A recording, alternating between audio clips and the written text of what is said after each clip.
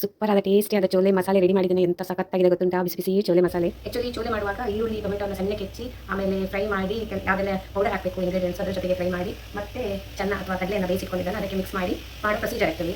ನಾನು short cut ಮಾಡ್ತಿದ್ದೇನೆ. So ಹೀಗೆ ಸೂಪರ್ ಟೇಸ್ಟಿ ಚೋಲೆಯನ್ನು ರೆಡಿ ಮಾಡೋಣ. ಬಾಣಲೆ ರೆಡಿ ಇಟ್ಟಿದ್ದೀನಿ. ಕಾಬೂಲಿ ಕಡಲೆ ಇರುತ್ತಲ್ಲ, ಬಿಳಿ ಕಡಲೆ, ಅದನ್ನು ರಾತ್ರಿ ನೆನೆಸಿಟ್ಟಿದ್ದೆ, ಚೆನ್ನಾಗಿ ನೆನ್ಕೊಂಡಿದೆ. ಈಗ ಅದನ್ನು ನಾವು ಬೇಯಿಸ್ಕೋಬೇಕು. ಆಮೇಲೆ ಕೊತ್ತಂಬರಿ ಸೊಪ್ಪು, ಸ್ವಲ್ಪ ಶುಂಠಿ ತಗೊಂಡಿದ್ದೇನೆ, ನೀವು ಜಾಸ್ತಿ ತಗೋಬಹುದು ಸ್ವಲ್ಪ ಬೇಕಾದರೆ, ಮತ್ತೆ ಈರುಳ್ಳಿ ಟೊಮೆಟೊ, ಇವಿಷ್ಟು ಇಂಗ್ರೀಡಿಯೆಂಟ್ಸ್ ಮೇನ್ ಬೇಕಾಗಿರೋದು. ಹಾಗೆ ಶಾರ್ಟ್ಕಟ್ ಮೆಥಡಲ್ಲಿ ಹೇಗೆ ಮಾಡೋದಂತ ತೋರಿಸ್ತೇನೆ ನಿಮಗೆ. ಕೊತ್ತಂಬರಿ ಸೊಪ್ಪು ಚೆನ್ನಾಗಿ ಸಿಕ್ಕಿದೆ, ಮೊನ್ನೆ ಮಾರ್ಕೆಟಿಗೆ ಹೋಗಿದ್ದಲ್ವಾ, ಫ್ರೆಶ್ ಚೆನ್ನಾಗಿ ಸಿಕ್ಕಿದೆ. ಹಾಗೆ ಎಕ್ಸ್ಟ್ರಾ ಅಂದರೆ ಇದು ಪಲಾವ್ ಪತ್ತ ಇರುತ್ತಲ್ಲ ಎಲೆ, ಅದು ಮತ್ತು ಲವಂಗ 2 ಮತ್ತು ದಾಲ್ಚಿನ್ನಿ ಚಕ್ಕೆ ತೊಗೊಂಡಿದ್ದೇನೆ. ಹಾಗೆ ಅದನ್ನು ಕಡಲೆ ಬೇಯಿಸುವಾಗ ಹಾಕಬೇಕು. ಫಸ್ಟು ನೆನೆಸಿದ ಕಡಲೆ ಆರಿಸ್ಕೊತಾ ಇದ್ದೇನೆ. ಏನಾದ್ರು ಕಲ್ಲು ಗಿಲ್ಲು ಇದ್ದರೆ ಗೊತ್ತಾಗಲ್ಲ. ಏನೇ ಆದರೂ ಬೇಳೆ ಕಾಳೆಲ್ಲ ಆರಿಸ್ಕೊಬಿಡಬೇಕು. ಏನಾದ್ರು ಇದ್ದರೆ ಸುಮ್ಮನೆ ರಿಸ್ಕ್ ಅಲ್ವಾ ತಿಂದರೆ. ಹಾಗೆ ಅಕ್ಕಿ ಎಲ್ಲನೂ ಕೂಡ ಆರಿಸ್ಕೊಂಡೆ ಮಾಡೋದು. ಕುಕ್ಕರ್ ಇನ್ನೊಂದ್ಸಲ ತೊಳ್ಕೊಬಿಡ್ತೇನೆ. ಹಾಗೆ ಈಗ ಕಡಲೆಯನ್ನು ನಾವು ಬೇಯಿಸ್ಕೊಬಿಡೋಣ. ಕಡಲೆ ಬೇಯಿಸುವಾಗ ನೀರು ಜೊತೆಗೆ ಈ ಪುಲಾವ್ ಪತ್ತ ಇದೆಲ್ಲ, ಪುಲಾವ್ ಎಲೆ ಇದೆಲ್ಲ, ಅದು ದಾಲ್ಚಿನ್ನಿ ಚಕ್ಕೆ ಮತ್ತು ಲವಂಗ ಹಾಕಿ ಬೇಯಿಸ್ಕೊತೇನೆ. ಅದು ಪರಿಮಳ ಆಗುತ್ತೆ. ಸ್ವಲ್ಪ ತುಂಬ ನೀರು ಹಾಕೋಬೇಡಿ, ಇಷ್ಟು ಮುಳುಗುವಷ್ಟು ನೀರು ಹಾಕಿದರೆ ಸಾಕು. ಒಂದು 3 ವಿಷಲ್ ಹಾಕಿದರೆ ಸಾಕಾಗುತ್ತೆ. ಇದೆಲ್ಲ ಹಾಕ್ತೇನೆ. ಒಂದೊಮ್ಮೆ ಇಲ್ಲದಿದ್ದರೆ ಮನೆಯಲ್ಲಿ ನಡೆಯುತ್ತೆ, ಆಪ್ಷನಲ್ಲು ಹಾಕಿದರೆ ಒಳ್ಳೆ ಘಮ ಘಮ ಅಂತ ಪರಿಮಳ ಆಗುತ್ತೆ ಅಂತ ಅಷ್ಟೇ. ಸ್ವಲ್ಪ ಮಟ್ಟಿಗೆ ಉಪ್ಪು ಹಾಕಿದ್ದೇನೆ, ತುಂಬ ಹಾಕಿಲ್ಲ. ಮತ್ತೆ ನಾವು ಮಸಾಲ ಎಲ್ಲ ರೆಡಿ ಮಾಡುವಾಗ ಹಾಕೋಬೋದು, ಎಷ್ಟು ಬೇಕೋ ಅಷ್ಟು ರುಚಿಗೆ ತಕ್ಕಷ್ಟು. ಹಾಗೆ ಕುಕ್ಕರಲ್ಲಿ ಮೀಡಿಯಂ ಟು ಲೋ ಫ್ಲೇಮಲ್ಲಿ ಇಟ್ಟಿದ್ದೇನೆ. ಈಗ ಟೊಮೆಟೊ ಎಲ್ಲ ಹೆಚ್ಕೊಬಿಡ್ತೇನೆ. ಟೊಮೆಟೊ ಹೆಚ್ಕೊಂಡಾಗ ನಾನು ಬೀಜಗಳನ್ನೆಲ್ಲ ಎಸಿತೇನೆ ಅಂದರೆ ಅದರ ಪಾಟಿಗೆ ಹಾಕ್ಬಿಡ್ತೇನೆ, ಗಿಡ ಆದರೆ ಆಗಲಿ ಅಂತ.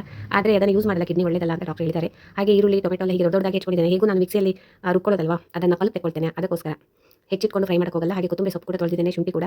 ಹಾಗೆ ಎಲ್ಲಾನು ಈಗ ರುಬ್ಕೋಬೇಕು. ಟೊಮೆಟೊ ಜೊತೆಗೆ ಕೊತ್ತಂಬರಿ, ಶುಂಠಿ ಈ ಮೂರನ್ನು ರುಬ್ಕೋಬೇಕಾಗುತ್ತೆ. ಈರುಳ್ಳಿಯನ್ನು ಸಪರೇಟ್ ರುಬ್ಕೋಬೇಕಾಗುತ್ತೆ, ನೆನ್ಪಿಟ್ಕೊಳ್ಳಿ. ಒಂದು ಕಡೆ ವಿಷಲ್ ಹಾಕ್ತಾ ಇದೆ, ಕಡಲೆ ಬೇಯ್ತಾ ಇದೆ. ಹೀಗೆ ಈರುಳ್ಳಿಯನ್ನು ರುಬ್ಕೊಂಡಿದ್ದೇನೆ ನೋಡಿ, ಒಂದು ಕಡೆ ಎತ್ತಿಟ್ಕೊಂಡಿದ್ದೇನೆ. ಇನ್ನು ಟೊಮೆಟೊ, ಕೊತ್ತಂಬರಿ ಸೊಪ್ಪು ಮತ್ತು ಶುಂಠಿಯನ್ನು ಸಪರೇಟಾಗಿ ರುಬ್ಕೊಂಡಿದ್ದೇನೆ. ಯಾಕೆ ಒಂದೇ ಸಲ ರುಬ್ಕೋಬಾರ್ದು ಅಂತ ನೆಕ್ಸ್ಟ್ ಹೇಳ್ತೇನೆ.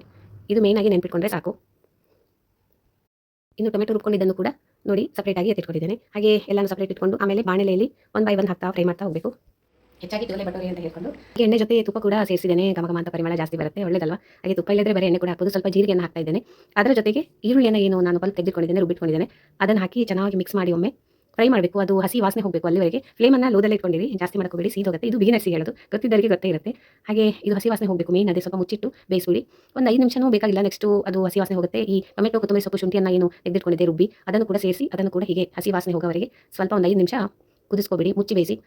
ಇನ್ನು ಇದೆಲ್ಲ ಆಗ್ತಾ ಬಂದಂಗೆ ಈಗ ಅರ್ಧ ಚಮಚ ಅರಿಶಿಣ, 1 ಚಮಚ ಅಷ್ಟು ಕೊತ್ತಂಬರಿ ಪೌಡರು, ಮತ್ತು 1 ಚಮಚ ಜೀರಿಗೆ ಪೌಡರ್, 1 ಚಮಚ ಮೆಣಸಿನ ಹುಡಿ, ಮತ್ತು ಚೋಲೆ ಮಸಾಲ ಅಥವಾ ಚೆನ್ನ ಮಸಾಲ ಅಂತ ಸಿಗುತ್ತೆ ಎವರೆಸ್ಟ್ ಹೌದು, ಅದನ್ನು ಹಾಕ್ತಾ ಇದ್ದೇನೆ. ಅದನ್ನು ಅರ್ಧ ಟೀಸ್ಪೂನ್ ಮಾತ್ರ ಹಾಕ್ತಾ ಇದ್ದೇನೆ, ಜಾಸ್ತಿ ಹಾಕಿಲ್ಲ ನಾನು.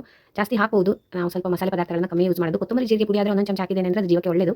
ಈಗ ನಮ್ಮದು ಕಡಲೆ ಬೆಂದ್ಕೊಂಡಿದ್ದಲ್ವಾ, 3 ವಿಷಲ್ ಹಾಕಿಸಿದ್ದೇನೆ. ಅದು ಆರಿದ ಮೇಲೆ ಇದಕ್ಕೆ ಆ್ಯಡ್ ಮಾಡ್ತಾ ಇದ್ದೇನೆ, ಸೇರಿಸ್ತಾ ಇದ್ದೇನೆ. ಚೆನ್ನಾಗಿ ಮಿಕ್ಸ್ ಮಾಡಿಬಿಡಿ. ಆಮೇಲೆ ರುಚಿಗೆ ತಕ್ಕಷ್ಟು ಉಪ್ಪು ಹಾಕ್ಬಿಡಬೇಕು. ಆಮೇಲೆ ಸ್ವಲ್ಪ ಮುಚ್ಚಿ ಬೇಯಿಸಬೇಕು ಚೆನ್ನಾಗಿ ಮಿಕ್ಸಿ. ಚಪಾತಿ ರೆಡಿ ಆಯಿತು, ಚೋಲೆ ಪ್ಲೇಟಿಗೆ ಹಾಕೊಂಡಾಯಿತು. ಇನ್ನು ತಿನ್ನೋದು ಕುತ್ಕೊಬಿಡೋದು. ಹೆಂಗೆ?